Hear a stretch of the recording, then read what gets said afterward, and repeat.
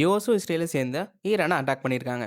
Attack பண்ண கொஞ்ச நேரத்திலேயே ஈரான் ஸ்ட்ரெயிட் ஆஃப் ஹார்மோஸை கம்ப்ளீட்டாக க்ளோஸ் பண்ணிட்டாங்க. அந்த பர்டிகுலர் பாயிண்ட்டில் மட்டும் வேர்ல்டோட 20% ஆஃப் ஆயில் ட்ரேடும் கேஸ் ட்ரேடும் அங்கே தான் நடக்குது. இந்த நியூஸை கேட்டு ஆயில் ப்ரைஸ் சடனாக அதிகமாயிடுச்சு.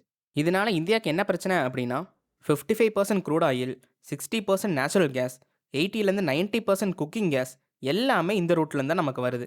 இங்கே முக்கியமான பாயிண்ட் என்ன அப்படின்னா ஸ்ட்ராட்டஜிக் பெட்ரோலியம் ரிசர்வ் அப்படின்னு ஒன்று இருக்குது.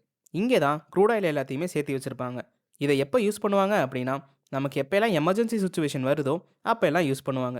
இந்த க்ரூட் ஆயிலை வச்சு நம்மளால் 2.5 மாதம் வரைக்கும் தாக்கு பிடிக்க முடியும். இங்கே நம்மளோட மெயின் வீக்னஸ் என்ன அப்படின்னா குக்கிங் கேஸ் தான்.